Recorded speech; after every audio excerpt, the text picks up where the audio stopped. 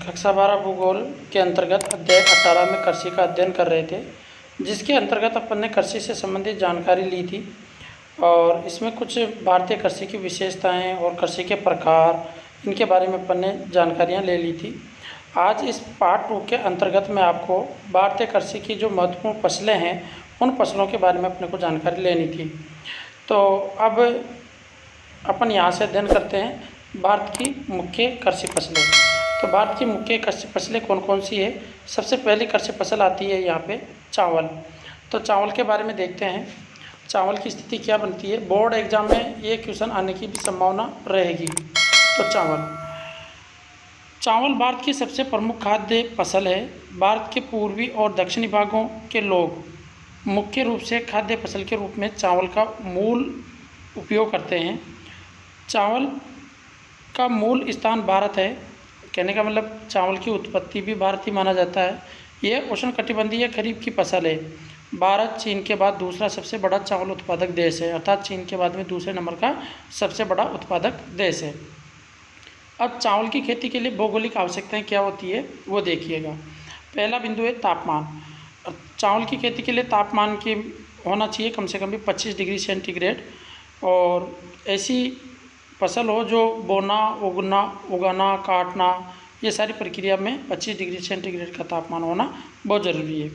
दूसरा महत्वपूर्ण बिंदु है वर्षा, अर्थात चावल की खेती के लिए कितनी वर्षा चाहिए। 100 सेंटीमीटर से अधिक वर्षा होनी चाहिए और 75 दिनों तक खेती को जल द्वारा पूर्ण रूप से भरा होना चाहिए, तब जाके अपने चावल की खेती हो पाती है। तीसरा बिंदु है मृदा। जलोढ़ मृदा इसके उगाने के लिए सबसे अच्छी होती है। चावल की किस्में।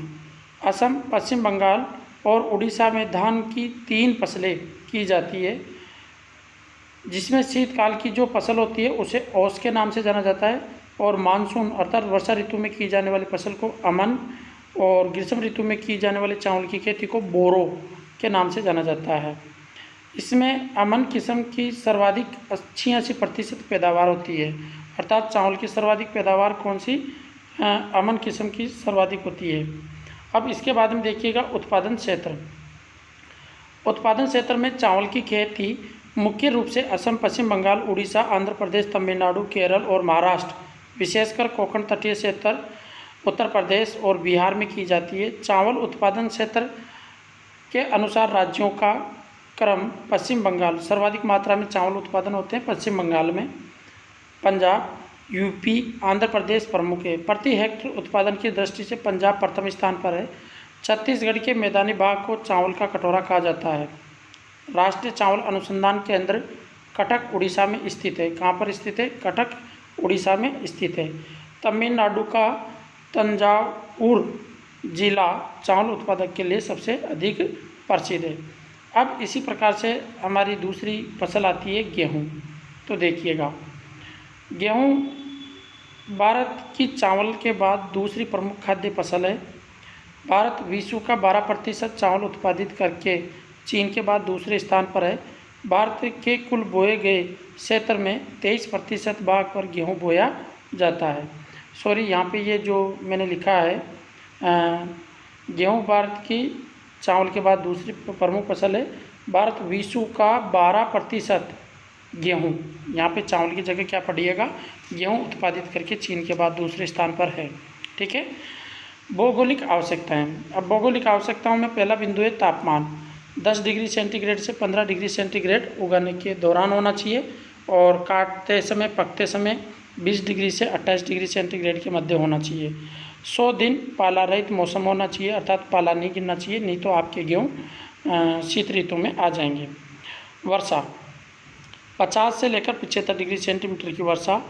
माउंट गेहूं की फसल के लिए सर्वश्रेष्ठ मानी जाती है। माउंट जो शीत ऋतु में वर्षा होती है ना, उसे माउंट कहते हैं। शीत ऋतु में उत्तर पश्चिमी चक्रवातों से होने वाली वर्षा को राजस्थान सहित उत्तर पूर्वी मैदानी भागों में माउंट के नाम से जाना जाता है। अब इसके लिए मिट्टी कैसी होनी चाहिए? मृदा उर्वरक मृदा होनी चाहिए। गंगा मैदानी भाग का जो जलोढ़ भाग है वो सबसे अच्छा माना जाता है। लोमी मृदा भी इसके लिए अच्छी है गेहूं की फसल के लिए, और दक्कन की काली मिट्टी भी सबसे अच्छी मानी जाती है। अब उत्पादन क्षेत्र देखो, सबसे ज़्यादा उत्पादन क्षेत्र कहाँ कहाँ है गेहूं के, इनके बारे में देखिएगा। उत्पादन क्षेत्र में उत्तर प्रदेश, पंजाब, हरियाणा, बिहार, राजस्थान, मध्य प्रदेश प्रमुख गेहूं उत्पादक राज्य हैं। हरित क्रांति से सर्वाधिक प्रभावित फसल गेहूं की है। भारत में गेहूं उत्पादन की दृष्टि से सतलज, यमुना, उत्तरी गंगा का मैदान सर्वाधिक महत्वपूर्ण है, जो भारत के कुल गेहूं का 68% उत्पादित करता है। तो कितना प्रतिशत उत्पादित करता है? 68%। अब इसके बाद में देखिएगा उत्तर प्रदेश में गेहूं के लिए क्या कहा गया है। भारत के कुल गेहूं का 28% केवल उत्तर प्रदेश ही उत्पादित कर देता है, जो कि भारत में प्रथम स्थान पर है ये राज्य उत्पादन की दृष्टि से। यूपी का गंगा, जमुना तथा गंगा घाघरा दोआब गेहूं की कृषि के लिए विशेष रूप से प्रसिद्ध क्षेत्र है। तो जो गंगा यमुना का जो मैदानी भाग है, इनमें सबसे ज़्यादा मात्रा में गेहूं किया जाता है। अब इसके बाद में आता है पंजाब। 18% गेहूं का उत्पादन करके पंजाब दूसरा सबसे बड़ा राज्य है भारत का। हरित क्रांति के प्रभाव से पंजाब में गेहूं की उपज में उल्लेखनीय वृद्धि हुई। गेहूं का सर्वाधिक प्रति हेक्टेयर उत्पादन भी पंजाब में ही होता है। सबसे ज़्यादा उत्पादन भी कहाँ होता है? पंजाब में, प्रति हेक्टेयर उत्पादन। अर्थात अपने कह सकते हैं कि 1 हेक्टेयर में सबसे ज़्यादा उत्पादन गेहूं कहाँ होते हैं? तो पंजाब में। अब इसके बाद में देखिएगा मध्य प्रदेश तीसरा सबसे बड़ा राज्य है गेहूं उत्पादन के लिए, और तीसरा सबसे बड़ा राज्य है मध्य प्रदेश। राजस्थान में इंदिरा गांधी नहर के जल द्वारा हनुमानगढ़ और गंगानगर में गेहूं की कृषि की जाती है। गंगानगर को राजस्थान का अन्न का भंडार कहते हैं। राजस्थान का अन्न का भंडार या अन्न का कटोरा किसे कहा जाता है? गंगानगर को, ध्यान रहे। अब इसके बाद में अगली फसल आती है कपास। कपास भारत को कपास के पौधों का मूल स्थान माना जाता है, अर्थात भारत की मूल फसल है कपास, अर्थात यहीं से इसकी उत्पत्ति हुई है। कपास उष्णकटिबंधीय फसल है जो अर्ध शुष्क भागों में खरीफ की ऋतु में बोई जाती है। सूती कपड़ा उद्योग के कपास एक मुख्य कच्चा माल है। चीन, अमेरिका तथा पाकिस्तान के बाद विश्व में भारत कपास का चौथा स्थान है, बड़ा उत्पादक देश है, अर्थात चौथे नंबर पे आते हैं अपन। सबसे ज़्यादा कपास उत्पादन होती है चीन में, फिर उसके बाद में अमेरिका में, फिर उसके बाद में पाकिस्तान, और उसके बाद में भारत आता है चौथे नंबर पे। अब इसकी भौगोलिक दशाएं क्या क्या है कपास उत्पादन के लिए? पहला है तापमान। कपास उष्ण कटिबंधीय पादप है, जिसके लिए 21 डिग्री सेंटीग्रेड से 25 डिग्री सेंटीग्रेड का तापमान होना जरूरी है। 200 दिन तक पाला नहीं गिरना चाहिए, अर्थात स्वच्छ आकाश होना चाहिए। दूसरा बिंदु है वर्षा 50 से 80 सेंटीमीटर तक पर्याप्त है। सिंचाई की सहायता से भी कपास को उगाया जा सकता है। और तीसरा महत्वपूर्ण बिंदु है दक्कन पठार की काली मिट्टी कपास उत्पादन के लिए सबसे उपयुक्त मानी जाती है, जिसे रेंगूर मिट्टी भी कहते हैं। यह सतलज गंगा बेसिन की जलोढ़ मिट्टी में भी उगाई जाती है। अब चौथा बिंदु है उत्पादन क्षेत्र। भारत में 2 प्रकार की कपास उत्पादित होती है, एक तो छोटे रेशे वाली भारतीय कपास और दूसरी है लंबे रेशे वाली अमेरिकन कपास। ये 2 प्रकार की कपास उत्पादन होती है भारत के अंतर्गत। अब सबसे पहले देखते हैं अमेरिकन कपास के बारे में क्या कहा गया है। को उत्तरी पश्चिमी भाग में नरमा कहा जाता है। क्या कहा जाता है? नरमा। अमेरिकन कपास को उत्तरी पश्चिमी भाग में क्या कहा जाता है? नरमा कहा जाता है। भारत कपास उत्पादन में चीन, अमेरिका, पाकिस्तान के बाद चौथे स्थान पर है। भारत में कपास के 3 मुख्य उत्पादक क्षेत्र निम्न हैं। अब कहाँ कपास सर्वाधिक मात्रा में होती है विद्यार्थियों? देखिएगा, गुजरात व महाराष्ट्र, पंजाब, हरियाणा, उत्तरी राजस्थान में भी कपास उत्पादन की जाती है। आंध्र प्रदेश, कर्नाटक और तमिलनाडु का पठारी भाग, यहाँ पर भी कपास का उत्पादन किया जाता है।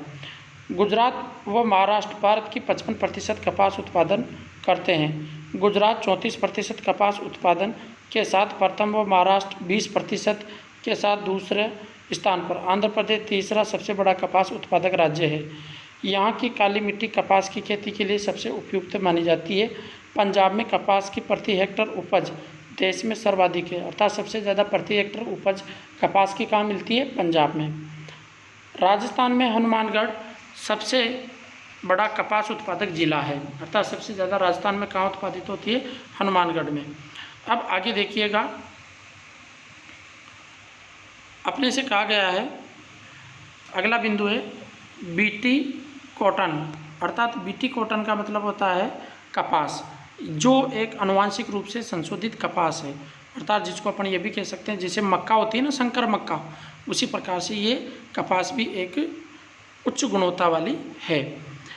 जीएम फसल, अब ऐसे पौधे या फसलें जिनके जीन्स परिवर्तित संशोधित किए जा चुके हैं, आनुवांशिक रूपांतरित जेनेटिकल मॉडिफाई किए जा चुके हैं, पौधे कहलाते हैं। इस तकनीकी द्वारा शुष्क, शीत, ताप आदि के प्रति अधिक सहिष्णु फसलों का निर्माण किया जा सकता है, जैसे कपास, मक्का, सरसों आदि। अर्थात इस तकनीकी के द्वारा, जेनेटिकल मॉडिफाइड के द्वारा हम क्या करते हैं, अच्छी किस्म की फसल प्राप्त कर लेते हैं, अर्थात अच्छी किस्म के पौधे प्राप्त करते हैं। अब देखिएगा बीटी, इसमें कहा गया है बेसिल ब्यूरिनजिएसिस एक प्रकार का जीव विषय है जो बेसिल्स थ्यूरिनजिएसिस नामक जीवाणु से निर्मित होता है। यह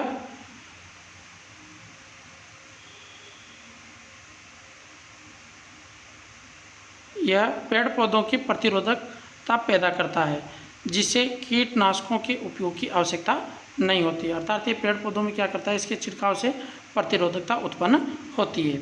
अब अगली फसल आती है गन्ना एक उष्ण और उपोष्ण कटिबंधीय फसल है जो घास कुल से संबंधित है। भारत को गन्ने की जन्मस्थली होने का गौरव प्राप्त है। ब्राज़ील के बाद भारत 35% दूसरा बड़ा गन्ना उत्पादक देश है।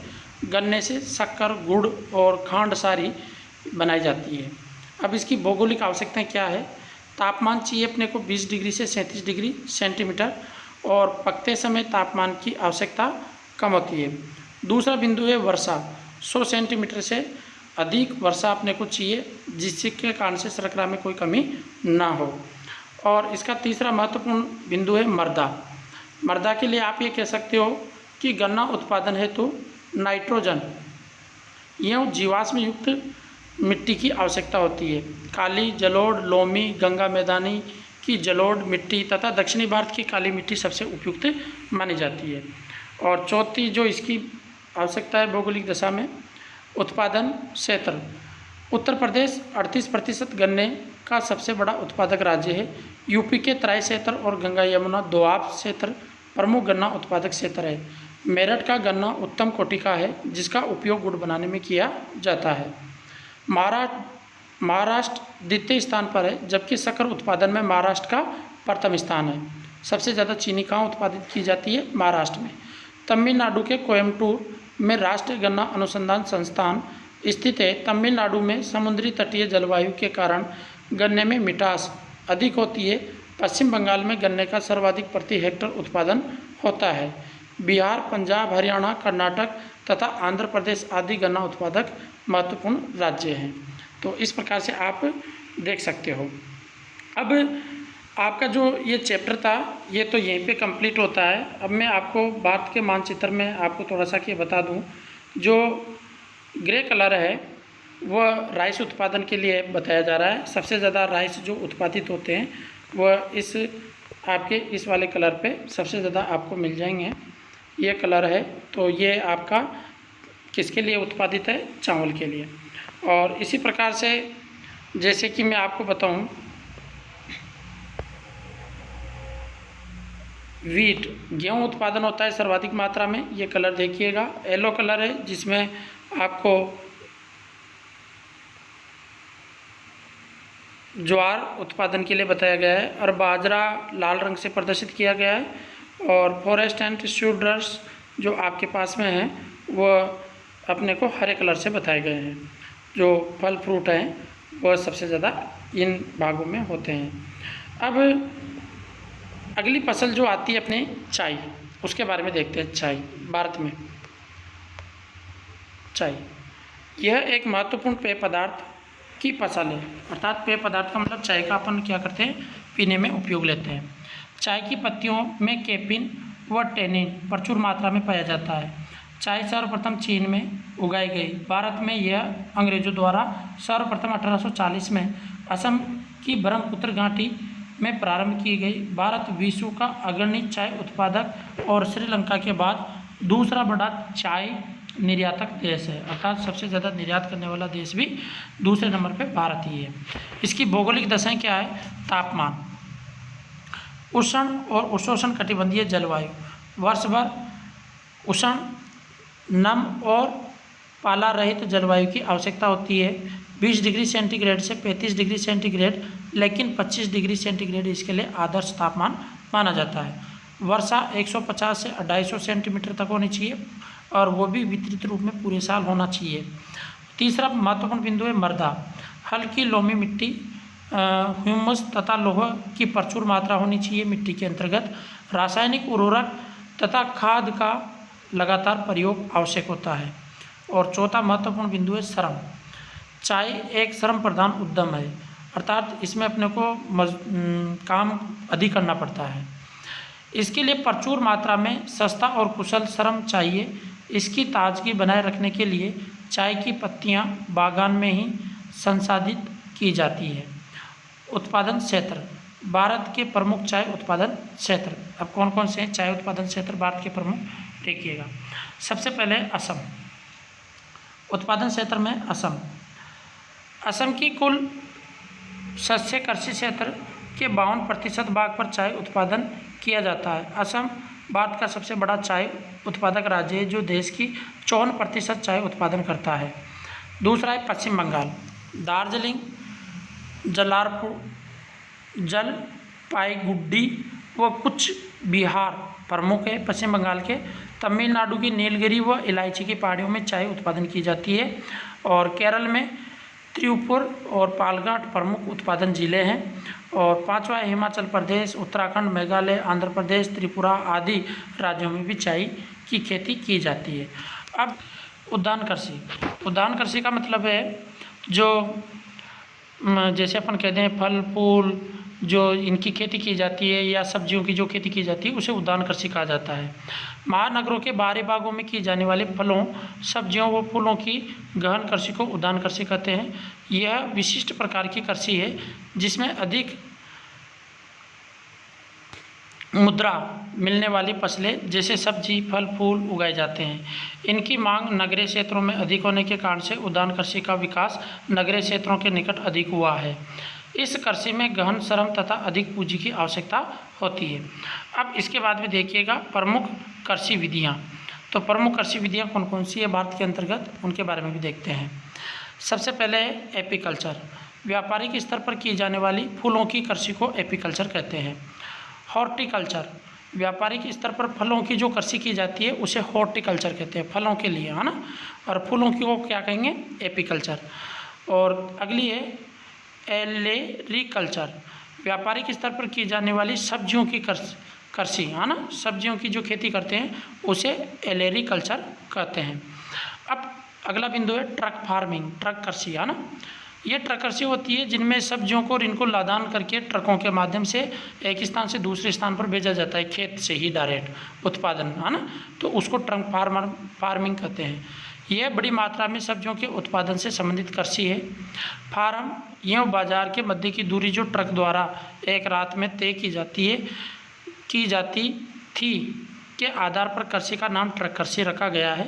ट्रक कृषि की शुरुआत संयुक्त राज्य अमेरिका के कैलिफोर्निया में हुई थी। और अब देखिएगा ट्रक कृषि की विशेषताएं। तो ट्रक कृषि की विशेषताएं क्या क्या है, देखिए।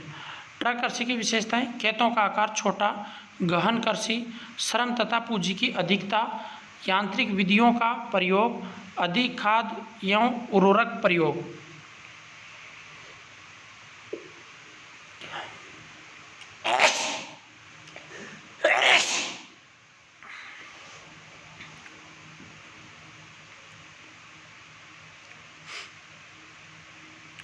भारत में कृषि क्षेत्र के सकल घरेलू उत्पाद में बागानी क्षेत्र का योगदान लगभग 30% है, जबकि बोए गए क्षेत्र का 17% है। सब्जियों के उत्पादन में भारत चीन के बाद दूसरे स्थान पर है।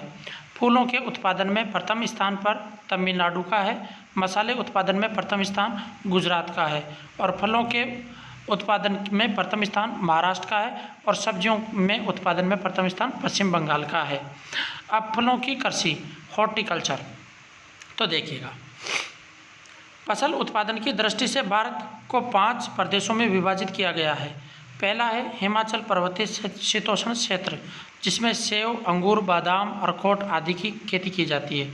दूसरा है पूर्वोत्तर आर्द्र प्रदेश, जिसमें केला, नाशपाती, अमरूद आदि की खेती की जाती है। तीसरा है शुष्क एवं अर्धशुष्क प्रदेश, आम, जामुन, केला, नींबू, अनार, खजूर, पपीता इसकी खेती की जाती है। चौथा है दक्षिणी प्रदेश, जिसमें आम, संतरा, अंगूर, नारियल, काजू की खेतियाँ की जाती है। और पांचवा है तटीय प्रदेश, जिसमें नारियल, आम, पपीता, संतरा की खेती की जाती है।